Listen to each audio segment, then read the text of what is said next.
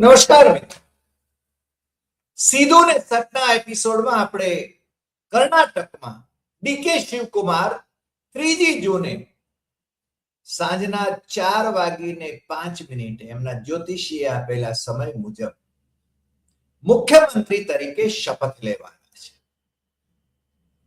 આમ તો 2023માં જ્યારે ચૂંટણી થઈ ત્યાર પછી 2.5 વર્ષ સિદ્ધરામૈયા એ મુખ્યમંત્રી બને અને બાકીના 2.5 વર્ષ એ ડીકે શિવકુમાર મુખ્યમંત્રી બને એવી અન્ડરસ્ટેન્ડિંગ હતી, પરંતુ હોદ્દો છોડવાનું કોઈને ગમતું નથી. એટલે બહુ જ લોકપ્રિય ગણાતા સિદ્ધરામૈયા, ગોપાલક પરિવારમાંથી આવતા સિદ્ધરામૈયા એ મુખ્યમંત્રી તરીકે ચાલુ રહ્યા. છેવટે એમણે હાઈકમાન્ડનો આદેશ માન્યો, કારણ કે એમની અન્ડરસ્ટેન્ડિંગ જે હતી એ પ્રમાણે સોનિયા ગાંધી ડીકે શિવકુમારને પહેલાથી જ મુખ્યમંત્રી બનાવવા માંગતા હતા, કારણ કે ડીકે શિવકુમાર એ કર્ણાટક કોંગ્રેસના અધ્યક્ષ હતા અને બીજું કે કોંગ્રેસ માટે એ ખરા અર્થમાં ચાણક્ય હતા. જ્યાં જ્યાં કોંગ્રેસમાં કઈ મડાગાંઠ ઉભી થાય ત્યારે ડીકે શિવકુમારને ફાયર ફાઈટર તરીકે મોકલવામાં આવતા અને ડીકે શિવકુમાર એ સોનિયા ગાંધી પ્રત્યે પોતાની નિષ્ઠા વ્યક્ત કરી ચૂક્યા હતા. એ કોંગ્રેસના જ કાયમના સાથી રહ્યા હતા. એના કાર્યકરથી માંડીને એ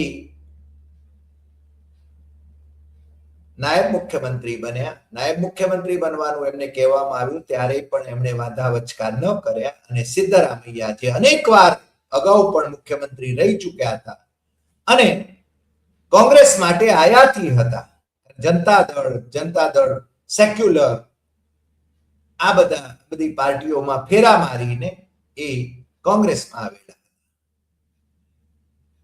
શિવકુમાર ક્યારેક શરૂઆતના વર્ષોમાં સંઘની શાખામાં જતા હશે, પરંતુ એમની કોંગ્રેસ પ્રત્યેની નિષ્ઠા એ કાયમ જળવાઈતી. એ વાત એમના પર મોદી સરકારે ઈડી અને સીબીઆઈ છોડી મૂક્યા પછી પણ એ ઝૂક્યા નહોતા.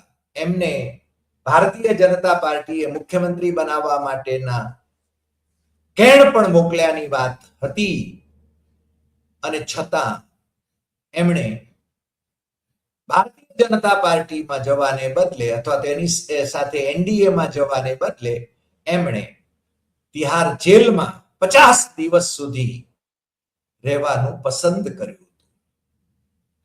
એમની સામે ઈડીની તપાસ, સીબીઆઈની તપાસ, મની લોન્ડરિંગના કેસીસ, આ બધું મોદી શાસને જેટલું થાય એટલું બધું કરવી જોયું ને રોજે રોજ લગભગ એમના ત્યાં દરોડા પડતા હતા. આ અબજોપતિ ડીકે શિવકુમાર એ કોંગ્રેસ માટે તારણહાર તો છે જ, માત્ર કર્ણાટકમાં જ નહીં પણ અન્યત્ર પણ કોંગ્રેસને જ્યારે નાણાંની જરૂર હોય ત્યારે એ નાણાં પૂરા પાડી શકે એવી ક્ષમતા છે એનામાં.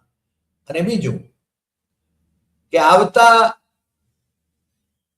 આવતી ચૂંટણીમાં, વિધાનસભાની ચૂંટણી અને લોકસભાની ચૂંટણીમાં જ્યારે મોદી સરકારે કોંગ્રેસના બધા જ આવકના સ્ત્રોત એ સીલ કરી દીધા છે, ત્યારે એણે પોતાની રીતે પોતાના માણસો પાસેથી નાણાં ચૂંટણી માટે ઉભા કરવા પડે ત્યારે પણ શિવકુમાર એ ખૂબ ઉપયોગી સાબિત થાય એવા છે.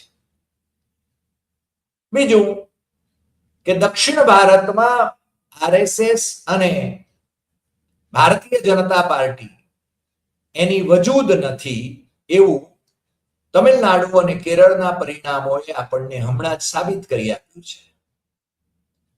કર્ણાટકમાં ભારતીય જનતા પાર્ટીએ અગાઉ ઓપરેશન લોટસ કરીને જે રીતે કોંગ્રેસના લોકોને, જેડીએસના લોકોને ફોડીને સરકાર બનાવી હતી અને ભ્રષ્ટાચાર મૂર્તિ યેદુયુરપ્પા ભારતીય જનતા પાર્ટીના લિંગાયત નેતા આ શિવકુમાર વોકલિંગા છે, પણ યેદિયુરપ્પા એમને મોદીએ સાથે રાખ્યા હતા અને સાથે સાથે વોકાલિંગા નેતા ફોર્મર પ્રાઇમ મિનિસ્ટર દેવેગૌડાના પરિવારને પણ સાથે રાખ્યો હતો.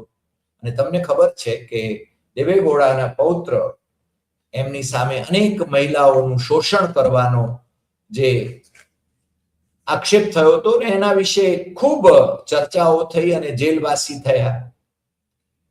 એમના માટે નરેન્દ્ર મોદી પ્રચાર માટે પણ ગયા હતા, એ સાંસદ તરીકે ચૂંટાય એને માટે, એ આપણે બધા જાણીએ છીએ. પણ ડીકે શિવકુમાર મુખ્યમંત્રી બને એટલે ભારતીય જનતા પાર્ટીમાં સળવળાટ થાય, કારણ કે કર્ણાટક કોંગ્રેસના અધ્યક્ષ પણ છે અને નાયબ મુખ્યમંત્રી પણ રહ્યા છે અને બીજા રાજ્યોની અંદર પણ કોંગ્રેસને જીતાડવામાં એમની ભૂમિકા ખૂબ નિર્ણાયક રહી છે, એ સર્વવિદિત છે. હવે આ જ ડીકે શિવકુમાર એ જ્યારે મુખ્યમંત્રી બનશે ત્યારે શું થશે? તમિલનાડુમાં ડીએમકે અને અન્ના ડીએમકે, આમ તો ડીએમકે નું કોંગ્રેસ સાથે જોડાણ તૂટી ગયું અને વિજયની સાથે ગયા અને કોંગ્રેસ દાયકાઓ પછી સરકારમાં એના બે મિનિસ્ટરો તમિલનાડુમાં આવ્યા વિજયની મિનિસ્ટ્રીમાં. જે ડીએમકે ની સાથે એનું જોડાણ હતું ત્યારે પણ એને કોઈ મિનિસ્ટ્રીમાં લેતા નહોતા. રાહુલ ગાંધી અને સ્ટાલિનના સંબંધો સારા રહ્યા હતા, વિજયના અને રાહુલ ગાંધીના પણ સંબંધો સારા રહ્યા છે. એટલે ત્યાં કોંગ્રેસ જે 1967 થી સત્તાથી વિમુખ હતી, કારણ કે ડીએમકે અન્ના ડીએમકે એ જ દ્રવિડ પાર્ટીઓ આવતી હતી સત્તામાં. આ વખતે સુપરસ્ટાર વિજય એની પાર્ટી સત્તામાં આવી અને વિજય એ મુખ્યમંત્રી બન્યા, એટલે આખું એક પરિવર્તન આવી. અને કોમવાદી પાર્ટી ભારતીય જનતા પાર્ટી સાથે મારે કોઈ સંબંધ રાખવો નથી અને ડીએમકે જેવા ભ્રષ્ટાચારી પક્ષ સાથે મારે સંબંધ નથી રાખવો, એ વિજયના જે એલાન હતા પાર્ટીના પ્રચાર માટે, જેને પાર્ટીનો પ્રચાર પણ કરવા નહોતો દીધો, એને રેલીઓ પણ નહોતી કરવા દીધી, એની ફિલ્મ પણ રિલીઝ નહોતી કરવા દીધી. નરેન્દ્ર મોદીએ ધમપછાડા ખૂબ કર્યા હતા એને પોતાની સાથે લેવા માટે, એનડીએ લેવા માટે, પરંતુ વિજય એ એકનો બે નહોતો થયો. આજે એ મુખ્યમંત્રી છે અને એની સરકારમાં કોંગ્રેસના બે મિનિસ્ટરો આવ્યા છે. એવું જ કંઈક કેરળમાં થયું. કેરળમાં છેલ્લા 2 વખતથી માર્ક્સવાદી પાર્ટીના નેતૃત્વ વાળો ડાબેરી મોરચાની સરકાર બની હતી અને આ વખતે ત્યાં કોંગ્રેસની સરકાર બની છે. એટલે કોંગ્રેસ માટે સારા દિવસો આવી રહ્યા હોય એવું લાગી રહ્યું છે. દક્ષિણમાં ભારતીય જનતા પાર્ટીને જાજી વજૂદ મળતી નથી. તમિલનાડુમાં 1 ધારાસભ્ય છે એનો, અને કેરળમાં 3 ધારાસભ્યો છે. ગઈ વખતે એકેય ધારાસભ્ય નહોતો કેરળમાં, અને તમિલનાડુમાં 4 ધારાસભ્યો ભારતીય જનતા પાર્ટીના. આંધ્રની અંદર ભારતીય જનતા પાર્ટીના 8 ધારાસભ્યો અને 1 મિનિસ્ટર યાદવ ત્યાં છે, પણ ત્યાં ચંદ્રબાબુ નાયડુ એ પોતાની રીતે પોતાની સરકાર ચલાવી શકે એમ છે અને કેન્દ્ર સરકાર પાસેથી જે લાભ લેવાના હોય એ લાભ લઈ શકે છે અને એમની સામેના જે કેસીસ છે એ કેસીસ ઢીલા કરાવી શકે એમ છે. એટલે ત્યાં એમનું જોડાણ ચાલુ છે. તેમાં કોંગ્રેસની સરકાર છે, રેવંત રેડ્ડીની સરકાર છે. એટલે કે દક્ષિણ ભારતમાં ભારતીય જનતા પાર્ટીની શી વજૂદ છે એ આપણે જાણીએ છીએ, પણ કોંગ્રેસ માટે આવતા દિવસોમાં કર્ણાટકમાં મોટો પડકાર ઉભો થવાનો છે. એટલે આ જે સત્તા પલટો ત્યાં થયો છે અને ભારતીય જનતા પાર્ટીએ કહ્યું કે જોયું એમ કે એમને મુખ્યમંત્રી બદલી નાખ્યા, 5 વર્ષ મુખ્યમંત્રી રહેવા દેતા નથી અને રાહુલ ગાંધીના રિમોટ થી મુખ્યમંત્રીઓ ચાલે છે, તો તમારે ત્યાં તો મોદીની ચબરકીઓના મુખ્યમંત્રી હોય છે.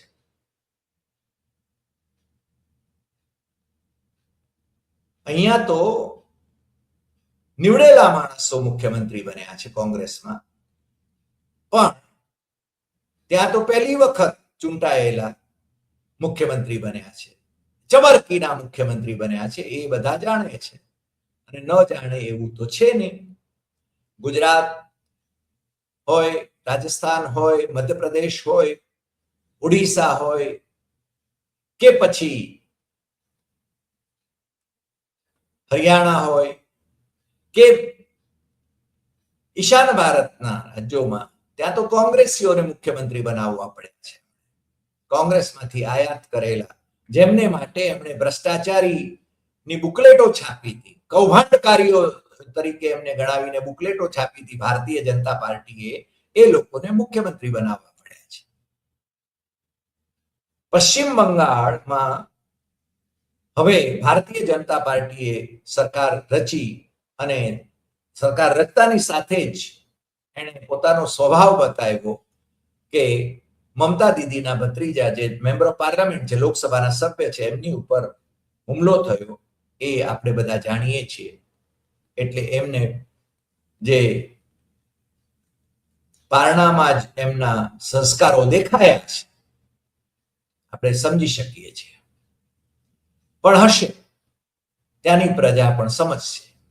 પણ સુપ્રીમ કોર્ટે હવે એસઆઈઆર ને માન્યતા આપી છે, એટલે વોટ કોણ કરશે એ પણ હવે મોદી સરકાર નક્કી કરશે. એ બાબત બહુ સ્પષ્ટ થઈ ચૂકી છે. પણ આપણે વાત કર્ણાટકની કરવાની છે. તો કર્ણાટકમાં મેં કહ્યું એમ કે હા, ડીકે શિવકુમારે અગાઉ તમને ખ્યાલ હશે કે જ્યારે જ્યારે કંઈ મુશ્કેલીઓ ઊભી થાય ત્યારે ભારતીય જનતા પાર્ટીના નેતા પ્રમોદ મહાજન કે પછી વાજપેયી સરકારમાં મંત્રી રહેલા જોર્જ ફર્નાન્ડીસ, એમને ફાયર ફાઈટર તરીકે મોકલવામાં આવતા હતા. મમતા દીદી રૂસને બેસે, વાજપેયીની સરકારમાં એ મિનિસ્ટર હતા, અને એ રૂસને બેસે ત્યારે જોર્જ ફર્નાન્ડીસને મોકલવામાં આવતા હતા, અથવા તો જયલલિતા રૂસને બેસે તો એમને મોકલવામાં આવતા હતા. પ્રમોદ મહાજન બાકીના કેટલાક કામો ચાણક્ય તરીકે કરતા હતા. એવું જ કંઈક ડીકે શિવકુમાર છે. ડીકે શિવકુમારની સામે પડકારો ઘણા બધા છે, અને એટલા માટે જ અમે કહીએ છીએ કે આજે એ મુખ્યમંત્રી જ્યારે બને છે, એટલે કે 3 જૂને, ત્યાર પછી એમની પાસે જે 2 વર્ષ છે ચૂંટણી, વિધાનસભાની ચૂંટણીના, અને એના પછીના વર્ષે લોકસભાની ચૂંટણી આવશે. તો એ કાંટાળો તાજ એમને પહેરાવવામાં આવ્યો છે, એમ અમે કહીએ છીએ. સિદ્ધરામૈયા એ બહુ જ પોપ્યુલર છે એવું જણાવવામાં આવે છે, પણ ડીકે શિવકુમાર હજુ તો મુખ્યમંત્રી બન્યા નથી. અને ડીકે શિવકુમાર જ્યારે પ્રદેશ પ્રમુખ હતા ત્યારે ત્યાં કોંગ્રેસની સરકાર જીતી છે, અને ભવ્ય બહુમતી સાથે જીતી છે, એટલે એ કઈ લોકપ્રિય નહોતા એવું તો માનવાને કોઈ કારણ નથી. પણ મીડિયામાં આવું ચલાવવામાં આવે. ભારતીય જનતા પાર્ટીએ એવા પણ એમના પ્રવક્તાઓની મારફત કેવડાયું કે જોયું, આ 5 વર્ષે એમના મુખ્યમંત્રીઓ નથી ચલાવી શકતા. અરે, તમારી સરકારમાં તો 5 વર્ષમાં 3 મુખ્યમંત્રીઓ બદલાયા છે, અથવા તો 2 મુખ્યમંત્રીઓ બદલાયા છે. યેદુયુરપ્પા 2007 થી 2008 અને 2008 થી 2011, સદાનંદ ગોવડા 2011 થી 12, જગદીશ શેટ્ટર 2012 થી 13, 5 વર્ષમાં 3 મુખ્યમંત્રીઓ ભારતીય જનતા પાર્ટીના બદલાયા હતા. અને હજુ હમણાં છેલ્લે જયારે ત્યાં કોંગ્રેસની સરકાર રચાઈ પહેલા યેદુયુરપ્પાને કાઢીને બસવરાજ બોમ્મઈ, આયાતિત એમના ઉમેદવાર, આયાતિત એટલે મૂળ ભાજપી નહીં એવા, એમને મુખ્યમંત્રી બનાવવામાં આવ્યા હતા. અને એમના નેતૃત્વમાં તો ત્યાં ભારતીય જનતા પાર્ટી હારી. એટલે એમને કોઈ અધિકાર નથી આવું કહેવાનો. પણ ડીકે શિવકુમારની સામે સીબીઆઈ અને ઈડીના જે કેસીસ છે એ એમને કેટલા કનડતા રહેશે. મોદી અને શાહ એમને કનડવાની કેટલી કોશિશ કરશે મુખ્યમંત્રી તરીકે, એ હવે જોવાનું છે. અને બીજું, સિદ્ધરામૈયા એ પણ તો આયાતી છે, ઘણા બધા પક્ષોમાં આટો મારીને આવેલા છે, પણ એ એમના પુત્ર યતીન્દ્ર સિદ્ધરામૈયા જે એમએલસી છે, બાપા મુખ્યમંત્રી હોય અને દીકરો એમએલસી હોય, બાપા કોંગ્રેસના રાષ્ટ્રીય અધ્યક્ષ હોય અને દીકરો એ મિનિસ્ટર હોય કર્ણાટકમાં, અને એ બધાને પાછા મિનિસ્ટર તરીકે લેવા માટે ડીકે શિવકુમાર ની મિનિસ્ટ્રીમાં લેવા માટે સિદ્ધરામૈયા પાછા દિલ્હી પહોંચી ગયા હતા એમના દીકરા યતીન્દ્રને લઈને કે એને ડેપ્યુટી સીએમ બનાવો. હું મુખ્યમંત્રી તરીકે તો શિવકુમારનું નામ પ્રપોઝ કરું છું, પરમેશ્વર એને સેકન્ડ કરે છે, સર્વાનુમતે શિવકુમાર, બધા ધારાસભ્યો શિવકુમારને નેતા તરીકે સ્વીકારે છે. પણ સિદ્ધરામૈયાને નાયબ મુખ્યમંત્રી બનાવવો છે દીકરા. ખડગેજી કહેલું કે ભાઈ આ બે જણા લડતા હોય એટલે સિદ્ધરામૈયા અને શિવકુમાર, તો પછી હું જ મુખ્યમંત્રી બની જાઉં કર્ણાટકનો, એવું એમણે વ્યંગમાં કહ્યું હતું. પણ એમના દીકરા પ્રિયાંકને પણ ડેપ્યુટી સીએમ થવાનો અભરખો તો હોય જ, પરમેશ્વરનને પણ અભરખો તો હોય જ. ત્યાં 4-4, 5-5 નાયબ મુખ્યમંત્રીઓ બનાવવાની પરંપરા આંધ્રમાં અગાઉ આપણે જોઈ છે. એટલે આમ તો બંધારણીય રીતે આપણે ત્યાં પ્રાઇમ મિનિસ્ટર અને ચીફ મિનિસ્ટર સિવાયના કોઈ ડેપ્યુટી પીએમ કે ડેપ્યુટી સીએમ નો બંધારણીય રીતે કોઈ જોગવાઈ છે જ નહીં. પરંતુ શરૂઆતમાં જ એક પ્રેસિડેન્ટ તરીકે લઈએ તો સમાન દરજ્જે સરદાર પટેલ એ ડેપ્યુટી પ્રાઇમ મિનિસ્ટર અને હોમ મિનિસ્ટર અને રજવાડાઓના મિનિસ્ટર એ હતા, આઈએનબી ના પણ મિનિસ્ટર હતા, અને પછી તો ડેપ્યુટી સીએમ ના હોદ્દાઓ પણ આપણે ત્યાં છલણી બન્યા. એટલે એમની સરકાર રચાય છે 3જી તારીખે, તો જો કે 12 મંત્રીઓને શપથ લેવડાવશે, પણ એમાં નાયબ મુખ્યમંત્રીઓ બનાવે છે કે કેમ એ તરફ આપણી નજર તો જરૂર રહેવાની છે. અને બીજું, પાર્ટીની અંદર ચણવણ તો રહેવાની, પણ આ વખતે નવાઈની વાત એ છે કે કેરળમાં સતીશનની જે વરણી થઈ એ સામે કોઈ જાહેરમાં વિરોધ ન થયો. વેણુગોપાલને મુખ્યમંત્રી બનવાના ભરખા હતા જ, પણ વેણુગોપાલ એ જો કેરળમાં ગયા હોત તો મને લાગે છે કે ત્યાં કોંગ્રેસને વધારે ફટકો પડ્યો હોત એવું એમનું વર્તન જોવા મળે છે. અને દિલ્હીમાં રહીને પણ એ કે છે, ચર્ચા એવી છે કે દિલ્હીમાં રહીને પણ એ રાહુલ ગાંધીને જે રીતે મિસગાઈડ કરે છે અથવા તો જે રીતે એમને ગેરમાર્ગે દોરે છે એનાથી કોંગ્રેસને નુકસાન થઈ રહ્યું છે. પણ રાહુલ ગાંધી હવે છે ને ત્વરિત નિર્ણયો લઈ રહ્યા છે, એ આપણે જોયું.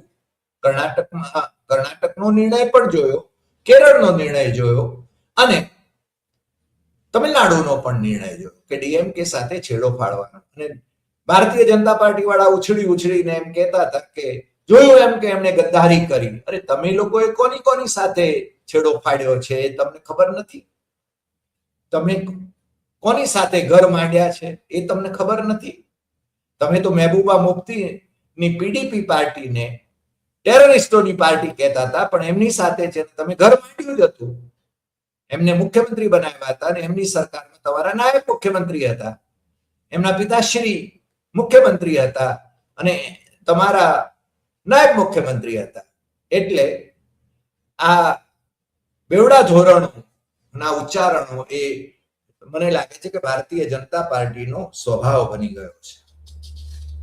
એટલે આવતા દિવસોમાં એમની પાર્ટીની અંદર ડીકે શિવકુમાર કર્ણાટકમાં કોંગ્રેસમાં એમની સામે કોઈ ઉહાપો થાય છે કે કેમ, એ કારણ કે કોંગ્રેસ એમ કહે છે કે અમારી તો લોકશાહી આંતરિક લોકશાહી વાળી પાર્ટી છે, એટલે એ લોકો પ્રગટપણે પણ બોલે છે, વિરોધ પણ કરે છે. આ વખતે પણ કેટલાક લોકોએ કહ્યું કે સિદ્ધરામૈયાને કાઢશો તો અહીંયા કોંગ્રેસનું નામું નખાઈ જશે, નામ થશે, તેમ થશે. અરે ડીકે શિવકુમાર પ્રદેશ પ્રમુખ હતા ત્યારે તો સરકાર આવી છે તમારી. એટલે કેટલાક લોકો એવું કહે કારણ કે એમની નિષ્ઠા સિદ્ધરામૈયા પ્રત્યે હોય એવું બની શકે, અને કોશિશ એવી હોય, સિદ્ધરામૈયાની પણ કોશિશ એવી હોય કે એમને કદાચ રોકાઈ જવાનું કહેવામાં આવે. એમણે રાષ્ટ્રીય રાજકારણમાં જવાની આમ તો ના પાડી દીધી, રાજ્યસભાએ જવાની ના પાડી છે, પરંતુ વેણુગોપાલે જે જ્યાં શિવકુમાર નેતા તરીકે ચૂંટવાની બેઠક મળી ત્યારે પણ બહુ સ્પષ્ટપણે કહ્યું હતું કે તમારો ઉપયોગ, સિદ્ધરામૈયાજી, તમારો ઉપયોગ છે ને એ રાષ્ટ્રીય રાજકારણમાં કરવાનો છે અને કોંગ્રેસના નેતા તરીકે એમનો ઉપયોગ થાય એમાં કશું ખોટું પણ નથી. અને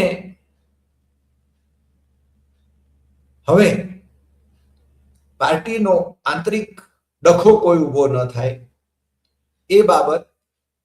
બીજું કે ઈડી અને સીબીઆઈ ના કેસીસ એ કેવી રીતે ચાલે છે, એમાં અત્યાર સુધીમાં તો શિવકુમાર દોષિત સાબિત થયા નથી, પરંતુ મોદી શાહની સરકારે એમને કનડવામાં કોઈ મણા રાખી નથી, પણ આ માણસ ઝૂક્યો નથી એટલે ઝૂકવાનો પણ નથી, એ બાબત પણ બહુ સ્પષ્ટ છે. અને ત્રીજી બાબત કે વિધાનસભાની આવતી ચૂંટણીમાં એણે પોતાના પક્ષને જીતાડવાનો છે, એ એની સામેનો મોટો પડકાર છે. એટલે અમે કહીએ છીએ કે શિવકુમારને કાંટાળો તાજ મુખ્યમંત્રીના હોદ્દાની સાથે પહેરાવવામાં આવ્યો છે અને એમાં કેટલાય સફળ થાય છે એ આવતા દિવસોમાં, આવતા 2 વર્ષમાં સાબિત થઈ જશે. આજે આટલી વાત. ફરી મળીશું નવા એપિસોડમાં નવા વિષય સાથે. તમને જો આ એપિસોડ ગમ્યો હોય તો સૌથી વધુ શેર કરશો, લાઈક કરશો અને કમેન્ટ બોક્સમાં તમારી કમેન્ટ પણ જરૂર લખશો. અને દેશ અને વિદેશમાં મિત્રોને તમે જરૂર જણાવશો કે આપણી યુટ્યુબ ચેનલ ડોક્ટર હરિદેસાઈ સત્યમેવમ તથ્યમ એ સબસ્ક્રાઇબ કરે. નમસ્કાર.